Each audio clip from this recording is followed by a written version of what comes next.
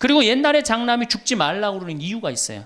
왜 죽지 말라고 그러면 동생이 13, 17, 4, 1살이란 말이야. 아니 이렇게 나눠놓고 지금 죽으면 이거 누가 키워야 돼? 장남이 키워야 되잖아요. 그러니까 죽지 말라고 그랬던 거예요. 근데 우리 어머니가 60까지 살았어. 그러면은 이 1살이 시집 장가 가는 나이예요. 그러니까 장남이 너무 고맙다고 이렇게 내 동생 다 키워줘서 너무 고맙다고 잔치를 해준 게 바로 회갑 잔치, 환갑 잔치예요. 그러니까 옛날에는 환갑이 굉장히 의미가 있었어. 근데 요즘은 환갑을 차려줬는데도 이게 안 죽네.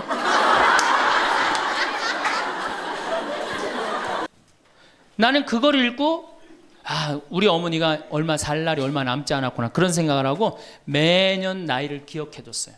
근데 이제는 포기했어요. 헷갈려요. 몇 살을 사시는지. 그리고 어머니가 60대 뭐라고 그러셨느냐면은 에휴 늙으면 죽어야 돼. 늙으면 죽어야 돼. 그래서 그때 굉장히 내가 그 논어를 막 한참 읽을 때라 정말로 내가 부모한테 잘해야 되겠구나. 본수원 갈비집에 가고 갈비 한 번 더 사드리고 전화 한 번 더 드리고 했어요. 근데 이제 요즘 이제 그 얘기 들으면 막 화가 나요. 그 얘기 한 지 벌써 16년이 지났어요. 죽을 기미가 안 보여요.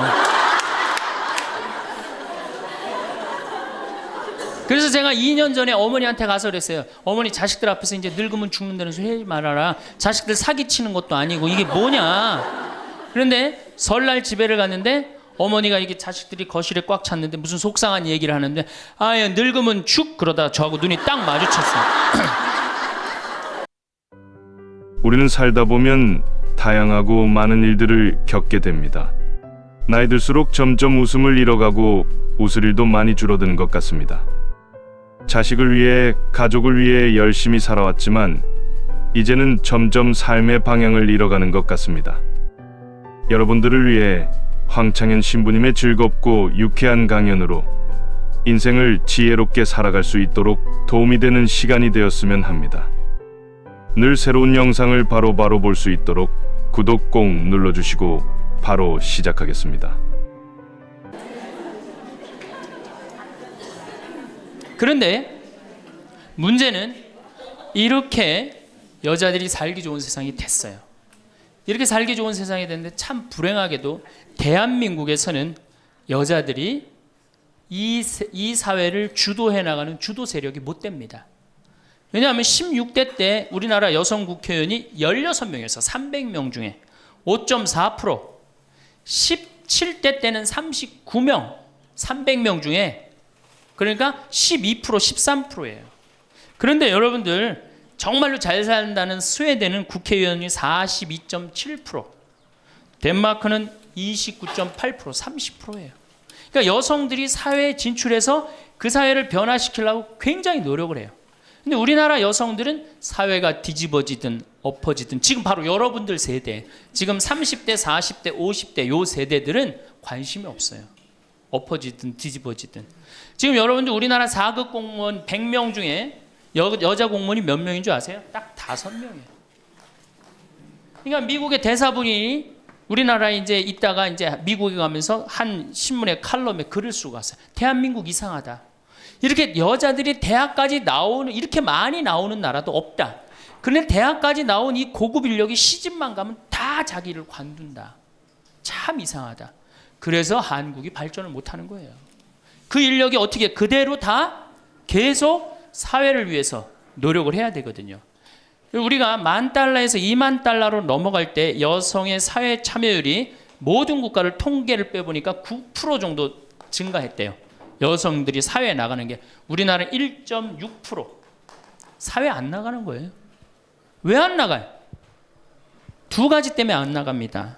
이 두 가지, 이 병을 고치지 않는 한 우리나라는 선진국으로 가기도 힘들고 대한민국 정말 행복한 나라로 가기도 힘들어요. 첫 번째 뭐냐? 자식 교육. 여기에 미쳐 있어요. 요즘 내가 이렇게 방송을 보면은 정말로 정신없구나 이런 생각이 들어요. 두 번째로는 텔레비전. 이게 또 방송으로 나가겠지만 이 텔레비전님에 미쳐 있어요. 텔레비전. 이 두 가지 여자들이 완전히 미쳐서 사회에 건강한 세력이 되지 못하는 거예요. 그럼 자식 교육을 가만히 보면은 한번 보세요. 내가 이제 딱 아기를 가졌어. 임신을 했어. 요즘 젊은 엄마들이 임신을 딱 하면은 얼마나 이뻐요. 지금 이제 해도 나고 이제 조금 있으면 더 멋있어질 것 같은데 강도 예쁘고 산도 예쁘고 꽃도 예쁘고 하늘도 예쁘잖아요. 그럼 내가 세상에 태어나갖고 정말 이렇게 행복하게 살았으면 좋겠다 이런 생각하는 엄마들 거의 없어요. 임신을 하는 순간 내 뱃속에 서울대학 C가 들어왔다고 생각을 해요. 이게 얼마나 불행해요. 그래갖고 뱃속에 있는 애한테 글자를 가르칩니다. 도화지를 이렇게 오려서 대한민국, 대통령, 뭐 변호사 뭐 이런 거. 그 다음에 이제 요즘 또 2개 국어를 알아듣는다고 How are you today, my baby? It's raining. 비 온다 이거죠 오늘. 사실 여러분들 태아는 뱃속에 있으면서 10달 동안 잔다고 그래요. 그 애한테 무슨 그래서 그걸 뭐라 그래? 태교라고 그러잖아. 교육을 시키는 거 뱃속에 있을 때부터 얼마나 불행합니까? 뱃속에 있을 때부터 교육을 받으니. 그러니까 엄마의 태를 열고 세상에 나왔어. 그래갖고 3번에 이제 아파트촌이죠. 아파트를 통해서 수리산을 너무너무 보고 싶어 얘가. 구름도 보고 싶고 눈도 보고 싶고. 근데 이 잔인한 엄마들이 아니 아무 생각 없는 엄마들이 아파트 베란다 창문에 한쪽에는 가나다라마바 차타카타를 붙여놓고 한쪽에는 A, B, C, D, E, F, G를 붙여. 수리산을 보고 싶어도 보여요 안 보여요? 글자에 가려서 안 보이는 거예요. 내가 누워서 모빌이 돌아가는데 기억 니은 디귿 리을이 막 돌아가요. 모빌이 겨다닐만 하면은 엄마들이 텔레비에는 텔레비전이라고 써놓고 냉장고에는 냉장고라고 써놓고 의자에는 의자라고 써놓고 그러니까 애들이 겨다닐 때마다 글자가 없는 데가 없어요. 그러니까 요즘 애들이 몇 살이면 한글 띱니까? 5살이면 4살 띄어요? 5살이면 한글 띄어요. 여기 계신 분 중에 초등학교 들어가기 전에 한글 띄신 분들 계세요? 없을걸요? 저는 초등학교 1학년 내내 받아쓰기 빵점이었어요. 기억나요? 1년 내내 빵점이었어요. 글자가 뭔 줄 알고 학교를 들어가요. 맨 뛰어놀다가 어머니가 어느 날 갑자기 여기다 수건 딱 달아주니까 이게 학교 가는 건가 보다 하고 학교 갔죠. 2학년 때 전 한글 띄었어요. 근데 내가 5살에 한글을 띈다. 흥분됩니까? 안 됩니까? 드디어 우리 집에 천재 태어났다. 저한테 데리고 옵니다. 신부님 우리 애가 천재인가 봐요. 왜요? 텔레비에 나오는 글자 모르는 글자가 없어요. 5살밖에 안 됐는데 축복기도 좀 해주세요. 안수기도 해달라는 거죠. 그럼 내가 걔 머리에 손을 얹고 뭐라고 그러냐? 이제 네 인생은 쫑났다.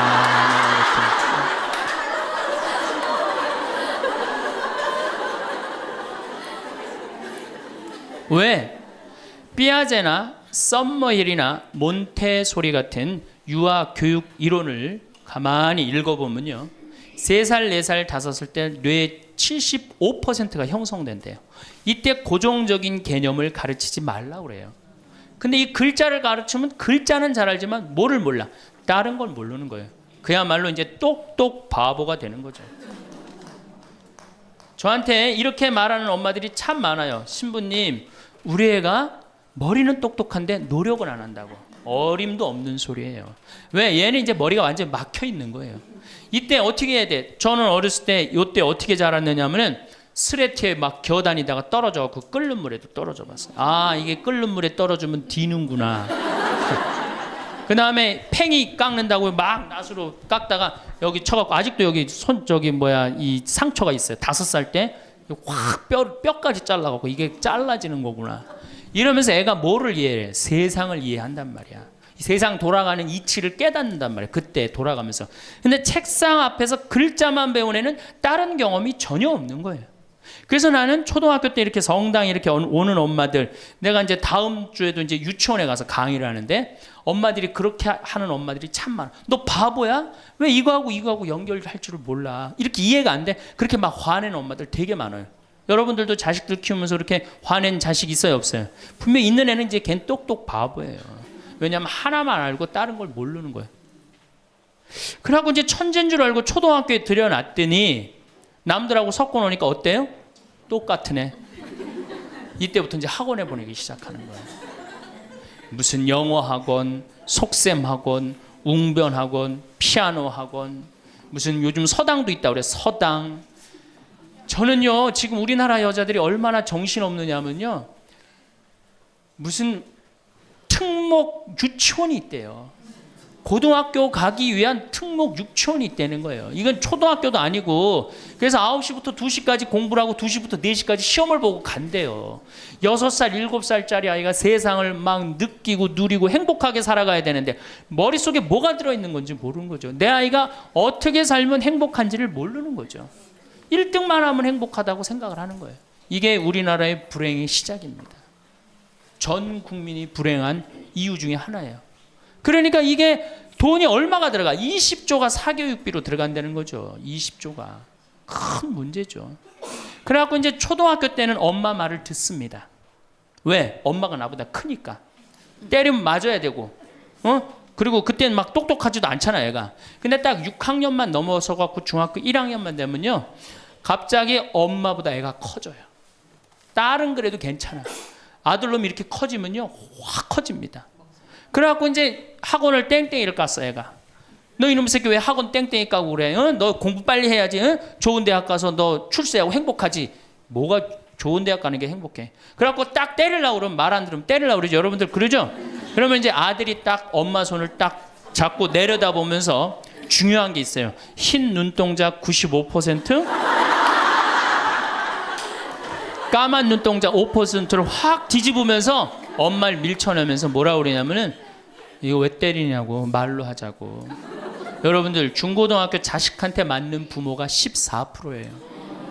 이 지금 웃으면서 우리가 얘기를 해서 그렇지 실질적으로 심각한 가정 너무나 많습니다. 실질적으로. 왜?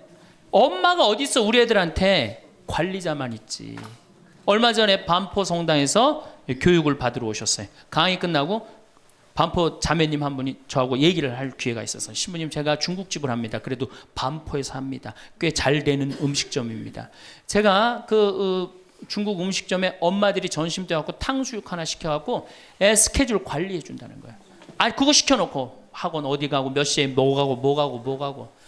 야, 애가 행복할 것 같아요? 어림도 없는 소리예요. 그러니까 얘네들이 무슨 병에 걸리냐면 번아웃 병에 걸려요. 하느님 인간으로 태어났으면 10살 때 쓸 거 20살 때, 30살 때, 40살 때, 50살 때 쓸 에너지를 줬는데 이거를 유치원부터 초등학교 때까지 다 태워 없앤 거예요. 그러니까 중학교만 올라가면 애가 에너지가 하나도 없어. 텅 비었어. 그래갖고 무슨 병에 걸리냐면 귀찮아 병에 걸려. 뭐 좀 하자 그러면 뭐라 그래? 엄마 귀찮아. 좀 놔도. 아무것도 하기 싫은 거예요. 그렇게 시달렸으니, 아니 초등학교 때는 4시간, 8살짜리가 4시간 공부하면 많이 한 거 아니에요? 공부? 근데 요즘 애들이 어떻게 해요? 밤 10시까지 학원을 다녀요. 그래서 한 애가 자살을 했잖아요. 근데 유서를 써놨는데 뭐라고 써놓고, 아버지는 8시에 들어오는데 왜 내가 10시에 들어와야 되느냐. 4학년 애가 초등학교. 이렇게 인생이 힘든 거라면 죽겠다. 그리고 뛰어내려서 죽었어요. 이거 누가 만드는 거예요? 여러분들이 만드는 거예요. 여러분들이 도대체 인생을 어떻게 살면 행복하고, 우리가 내 아이에 맞게 살아가야 되는데, 내 아이가 공부만 못하면 뭐라 그래? 너 커서 뭐가 될래? 어? 근데 유태인들은요, 공부를 못해도 애 기를 안 죽인대요. 우리는 공부 못하면 애 기 죽여, 인간성 나빠, 불효자의 천하의 몹쓸 놈이야, 꼴뚱하면은. 근데 유태인들은요, 꼴등하면은요, 부모가 애 기를 절대 안 죽인다. 꼴등하는 것도 서러운데 집에서 기까지 죽이면 애는 어디로 가라고. 그러니까 너 꼴등해도 괜찮아. 커서 돈만 많이 벌어. 지금 반에서 1, 2등 하는 애들 다 네 나중에 비서로 쓰고 회계사로 쓰면 돼. 걔네들 지금 열심히 공부하는 이유가 다 너를 위해서 공부하는 거야. 완전히 애 기를 살려주는 거예요. 그러니까 스티븐 스필버그가 나오는 거예요. 여러분들, 스티븐 스필버그가 고등학교 2학년 때 학교 적응을 못해서 학교를 관둡니다. 그리고 지지나 반에 편성돼요. 지지나 반에. 그런데 엄마가 어떻게 했느냐? 우리 아들은 영화를 좋아하니까, 우리 아들은 상상력이 좋으니까 훌륭할 거야. 끊임없이 아이의 길을 살려줘요. 이 사람이 어떻게 됐어요? 세계 최고의 감독이 된 거예요. 그 상상력 하나만 가지고 엄마가 만약에 공부 꼴 지지나반, 이 지지나반에 들어간 이 지질이 복도 없는 거, 내가 팔자도 없지, 이랬다면 스티븐 스필버거가 나오지 않았을 거예요. 근데 우리나라는 꼴등하면 인간성 나쁘고 불효자고 부모님 마음 이해 못하고, 사실은 꼴등하는 애들이요, 여러분들 성격 좋은 애들이 꼴등하는 거예요. 이 유한 애들이 독한 놈들이 1등하는 거예요. 여러분들 자식들 중에 1등하는 애들이 있으면 독한 애들이에요. 그거 좋아할 거 하나도 없어요.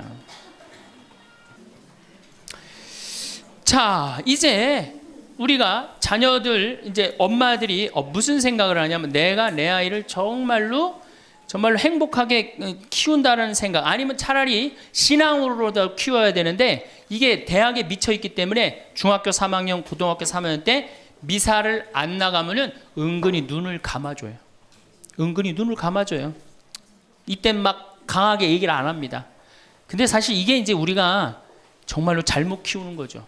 자식을 완전히 잘못 키우는 거예요. 우리가 우리 자식들을 질서를 알게 키우든가, 아니면 예의를 알게 키우든가, 아니면 사랑을 알게 키우든가, 봉사를 알게 키워야 되는데, 너 편안하고 너 1등만 하면 최고야. 네가 1등만 하면 모든 게 다 용서돼. 그런 거예요. 우리가 얼마나 자식을 잘못 키우느냐면, 제가 이제 20년 전이에요. 신학교 졸업하고 내 동창 신학생하고 제주도 여행을 가기로 했어요. 근데 내가 이제 혼자 이제 돈이 없어갖고 이제 나하고 같이 가서 부산에 가서 비행기를 탔어요.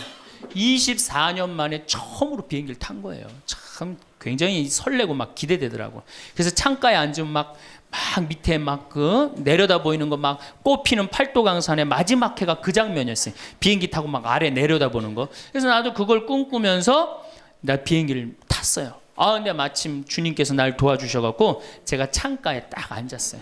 그럼 내 옆에 내 신학생이 옆에 앉고, 그래갖고 뭐 폼을 있는 대로 막 바깥에 내다보고 막 난리를 치는데, 저쪽에서 이제 젊은 엄마가 한 5살짜리 아이의 손을 잡고 또박또박 걸었는데 왠지 불안하더라고.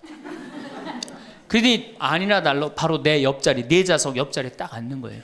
근데 이 5살짜리 놈이 엄마한테 졸르기 시작하는 거야. 엄마, 나 창가에 앉고 싶다는 거예요. 그런데 이 엄마가 안 돼. 여긴 네 자리고 저긴 저 형 자리이기 때문에 너는 여기 앉아서 가야 돼. 이렇게 말하면 얼마나 좋겠어요. 내 쪽 확 돌아서더니, 학생, 우리 아들이 처음 비행기를 타는데 창가에 앉고 싶으니까 자리 좀 양보해 달라는 거예요. 여러분들 5년 만에 처음 탄 놈이랑 24년 만에 처음 탄 놈이랑 어느 놈이 더 애절할 것 같아요? 이건 24년 만에 탄 놈이 훨씬 애절해요. 그런데 제가 나도 처음 탔기 때문에 자리를 못 양보하겠다 이렇게 말할 수가 없더라고. 그래서 제가 자리를 양보했어요. 근데 이놈이 비행기가 뜨자마자부터 자는 거예요. 내가 내리는 동안 내내 째려보면서 결심한 게 있어요. 내가 죽을 때까지 저놈 얘기를 하리라. 그래서 지금 하는 거예요. 지금 20년째 지금 하고 있어요. 근데 내가 이제 배를 타고 목포로 와서 이제 기차를 타고 올라오는데, 목포에서 조금 광주쯤 지났을 거예요. 어떤 아이가 초등학교 한 4학년쯤 되는 애가 막 땀을 막 삐질삐질 흘리면서 배를 움켜쥐더라고요. 너 왜 그러냐니까 배가 너무 아프대. 나는 이제 좌석이 있고 그 아이는 서서 있는데, 비행기 자리도 내준 놈이 기차 자리 하나 못 내주겠어요? 너 여기 와서 앉아라. 나 괜찮으니까. 그래갖고 얘가 이제 내 자리에 앉아서 30분을 가는데, 그 엄마가 한참 보더니 일으키더라고요. 너 일어나라고. 그 학생한테 자리를 내주라고. 나 괜찮다고. 근데 그 엄마 말이 아직도 기억에 나요. 내 아이가 난 질서를 아는 아이로 자랐으면 좋겠다. 아프다고 이렇게 다 하면은 나중에 커서 얘가 뭘 알겠냐. 자기 편안한 대로 살 거 아니냐. 그러니까 나를 도와달라고 그 엄마가 그러더라고요. 이제 시간이 지나서 나는 그렇게, 지금 그 비행기에서 내 자리 뺏은 놈은 지금도 엄마 속을 썩일 거고, 그 기차 자리에서 일어난 아이는 지금 엄마의 영광이 됐을 거예요. 근데 우리가 자식을 키울 때 어떤 기준으로 키우느냐, 이 굉장히 중요합니다. 어쨌든 신부님은 결혼을 안 해갖고 자식의 소중함을 몰라서 그런 답답한 소리를 합니다. 그래갖고 이제 어떻게, 내 아이가 이제 서울대학을 갈 줄 알았더니 지방 무슨 제3대학을 졸업을 했어. 네. 졸업을 해갖고 취직을 했어. 그럼 부모 역할 다 한 거야, 안 해요? 부모 역할 다 한 거예요. 역사적으로 자식이 농사를 질 줄 알았으면 부모 역할 다 했어요. 공자님 시대 평균 연령이 몇 세였냐면 38세였어요. 16에 시집을 가고 32, 33 때면 내 아이가 16이 됐을 때 부모가 기다려줬어요? 안 기다려줬어요? 안 기다려줬어요. 죽었어요. 그러니까 옛날에는 자식이 부모한테 애절합니까? 안 애절합니까? 애절해요. 죽지 말라고. 그러니까 옛날에는 장남이 어머니 아버지 돌아가시면 어떻게 손가락 깨물어서 단지해드렸어요. 입에다 피 넣어드렸어요. 그건 어느 장남이나 부모가 30대 돌아가면 다 합니다. 그리고 허벅지 잘라갖고 고기 먹고 싶다면 자기가 직접 해주고, 그게 뭐 상상이 안 가는 일이지만 옛날에는 그게 가능했어요. 왜? 이렇게 날 키우고 지금 죽으면 어떻게 하느냐. 그리고 옛날에 장남이 죽지 말라고 그러는 이유가 있어요. 왜 죽지 말라고 그러면 동생이 13, 17, 4, 1살이란 말이야. 아니 이렇게 나눠놓고 지금 죽으면 이거 누가 키워야 돼? 장남이 키워야 되잖아요. 그러니까 죽지 말라고 그랬던 거예요. 근데 우리 어머니가 60까지 살았어. 그러면은 이 1살이 시집 장가 가는 나이예요. 그러니까 장남이 너무 고맙다고 이렇게 내 동생 다 키워줘서 너무 고맙다고 잔치를 해준 게 바로 회갑 잔치, 환갑 잔치예요. 그러니까 옛날에는 환갑이 굉장히 의미가 있었어. 근데 요즘은 환갑을 차려줬는데도 이게 안 죽네.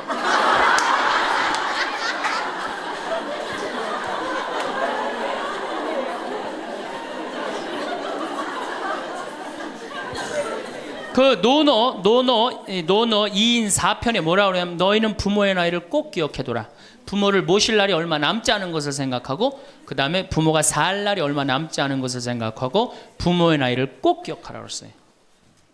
나는 그걸 읽고 우리 어머니가 얼마 살 날이 얼마 남지 않았구나 그런 생각을 하고 매년 나이를 기억해뒀어요. 근데 이제는 포기했어요. 헷갈려요. 몇 살을 사시는지. 그리고 어머니가 60대 뭐라고 그러셨느냐면은 에휴 늙으면 죽어야 돼. 늙으면 죽어야 돼. 그래서 그때 굉장히 내가 그 논어를 막 한참 읽을 때라 정말로 내가 부모한테 잘해야 되겠구나. 본수원 갈비집에 가고 갈비 한 번 더 사드리고 전화 한 번 더 드리고 했어요. 근데 이제 요즘은 이제 그 얘기 들으면 막 화가 나요. 그 얘기 한 지 벌써 16년이 지났어요. 죽을 기미가 안 보여요. 그래서 제가 2년 전에 어머니한테 가서 그랬어요. 어머니 자식들 앞에서 이제 늙으면 죽는다는 소리 하지 말아라. 자식들 사기치는 것도 아니고 이게 뭐냐. 그런데 설날 집에를 갔는데 어머니가 이게 자식들이 거실에 꽉 찼는데 무슨 속상한 얘기를 하는데 늙으면 죽 그러다 저하고 눈이 딱 마주쳤어요. 늙으면 죽 그러시다 마시더라고요. 이제 늙어도 안 죽어요. 여러분들 평균 연령이 지금 83세입니다. 그러니까 대부분이 90까지 살아요. 재수 없으면 100살까지 살아요. 여러분들은 몇 년을 사냐면 120년을 삽니다. 그럼 몇 년 남은 거예요? 여러분들 자식들한테, 공부 못하는 자식한테 너 늙어 커서 뭐가 될래? 이거 말하는 정신이 있으면은 난 늙어서 뭐가 될까? 이거 먼저 걱정하셔야 돼요. 여러분들 앞으로도 50년, 60년 남아있어요. 근데 이렇게 오래 살 줄 모르고 있는 돈 없는 돈 누구한테 다 쏟아붓어? 자식한테 다 쏟아붓어. 있는 돈 없는 돈. 그리고 맨 손가락 빨면서 50년을 산다. 이건 축복이 아니라 저주예요. 저주. 정말로 생각 잘 하셔야 돼요. 우리나라 여성들 지금 자식한테 지금 학원비 1년에 20조 쏟아 넣을 일이 아니에요. 늙어서 죽지 않으면 결국은 누구하고 힘들어져요? 자식하고 힘들어질 거 아니야. 돈은 한 푼 없지. 자식은 그래도 공부시켰다고 쳐다는 보는데 죽지도 않고 계속, 그것도 1, 2년도 아니고 40년, 50년 이렇게 보고 있으면 어때요, 여러분들? 이 생각하면 딱 쉬워요. 여러분들 주위에 40살 먹은 아들이 장가도 안 가고 빈둥빈둥 엄마 주위에서 이렇게 붙어서 살아. 40살 된 딸이 시집도 안 가고 엄마 아빠 옆에서 붙어서 살아. 그 딸 이뻐요, 미워요? 밉죠? 반대로 뒤집어서 생각해 봅시다. 우리 엄마가 90이 됐는데 죽지도 않고 빈둥빈둥 나한테 매달려서 살아. 그럼 그 자식 이쁠 것 같아요? 부모가 이쁠 것 같아요? 안 이쁠 것 같아요? 미워요. 이건 어쩔 수 없어요. 특히 아들이 모시는 게 아니잖아요. 며느리한테 얹혀 살면 더 힘든 거예요. 이 우리 현실의 현실.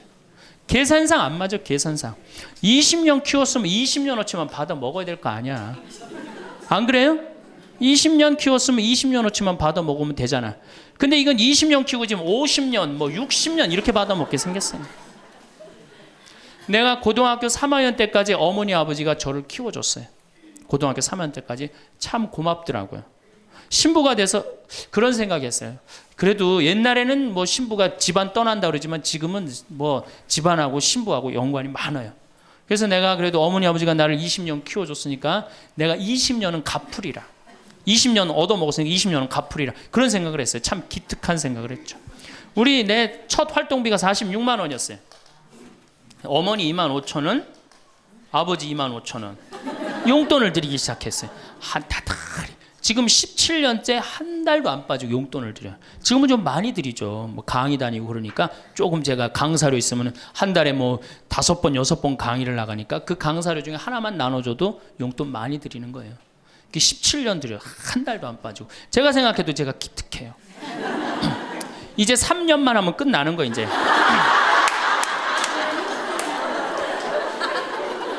3년만 하면 끝나는데 집에 가보면은요 3년으로 끝날 것 같지가 않아요. 아버지가 막 지리산 꼭대기까지 뛰어 올라갔다가 뛰어내려요. 이 심각한 문제입니다. 네. 그러니까 아버님이 이렇게 지금 이제 78이신데 우리 큰형님 형님으로 동네에서는 알고 있어요. 근데 여러분도 한번 생각을 해보세요. 내가 돈 없이 정말로 50년을 자식한테 얹혀서 산다. 그럼 어느 자식이 그 부모한테 효도를 끝까지 할 수 있겠느냐. 이거 불가능한 거예요. 여러분들 지금 내가 자식 잘 키우면 호강할 거라고 생각하죠? 어린 반푼어치도 없는 소리예요. 잘 키워놓은 자식은 나라의 자식 됩니다. 돈 많은 자식은 얼굴 구경하기 힘들어요. 예. 돈 있어갖고 이민을 가면 자식하고 어떤 관계 된다고 그래요? 요즘 그 유명하죠? 해외 동포 된대잖아요. 아들하고 나하고 해외 동포 된다고 그러잖아요. 근데 이제 여러분들만 이제 안 죽는 게 문제가 아니에요. 우리 신부들도 안 죽네.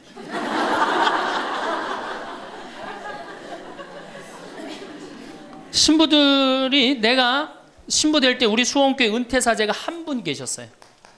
한 분 계셨는데 지금 19분 계세요. 19분이 우리가 은퇴기금을 모았는데 벌써 다 쓰셨어요. 그리고 이제 죽지도 않고 그대로 가세요.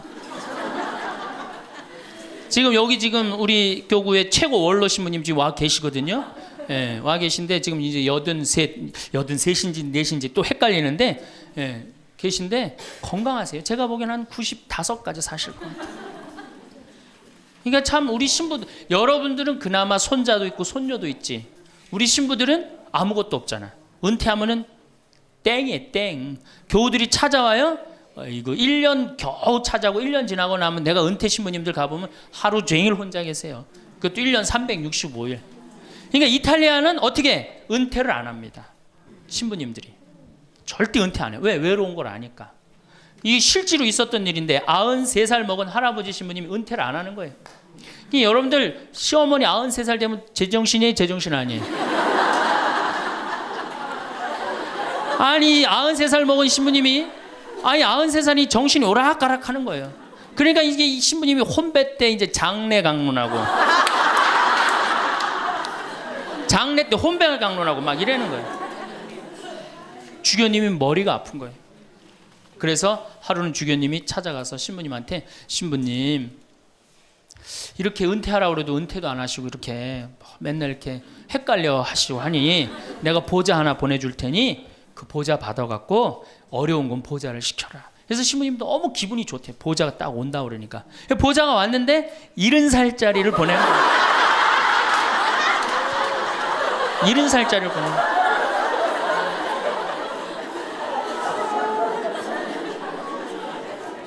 이제 여러분들 인생은요 60부터라는 거 옛날에 많이 들었죠? 실질적으로 인생은 60부터예요. 우리 이런 노래 알죠? 노세 노세 젊어 노세 늙어지면 못 노나니, 이런 노래 있죠. 이게 100년 전에 우리 조선시대의 평균 연령이 46세였어요. 이때는 늙어서 놀 수가 없었어. 왜? 젊어서 다 죽었으니까. 근데 이 노래 이제 완전히 고쳐야 돼. 노세 노세 늙어 노세 늙어지면 안 죽나니. 이제 안 죽어요. 이제 안 죽어요. 이제 제가 다음 시간에는 그럼 노년에 대한 이해에 대한 말씀을 드릴 겁니다. 왜 우리가 노년을 잘 이해해야 되느냐? 이게 우리 사회에 아주 중요한 문제이기 때문이에요. 아주 중요한 문제예요. 그리고 자식 교육, 아까 자식 교육하고 텔레비전, 이 텔레비전님을 우리가 쳐 없애야만이 우리가 행복한 삶을 살 수 있어요. 그래서 여러분들 다음 시간에는 제가 이 두 가지에 대해서 좀 자세히 이야기하도록 하겠습니다. 네. 황창현 신부님은 강원도 평창군의 성빌립보 생태마을 관장으로 계시며 환경을 위하고 자연 안에서 정신적 육체적 치유와 신앙 강화에 힘쓰며 건강한 먹거리를 위해서도 노력하고 있습니다. 2013년부터 아프리카 잠비아의 무프리라 지역의 봉사활동도 매년마다 추진 중에 있습니다. 많은 사람들을 위해 종교와 기관의 편견 없는 유익하고 즐겁고 유쾌한 특강을 많이 했습니다. 앞으로도 구독하신 분들에게 더 유익하고 즐거운 영상을 빠르게 전달해 드리도록 노력하겠습니다. 영상을 보고 마음에 있는 말들을 남겨주셔서 많은 분들과 댓글로 소통할 수 있으면 좋겠습니다. 주변에 생각나는 분들에게 많이 공유해 주시고 다음 영상으로 찾아뵙겠습니다. 끝까지 들어주셔서 고맙습니다.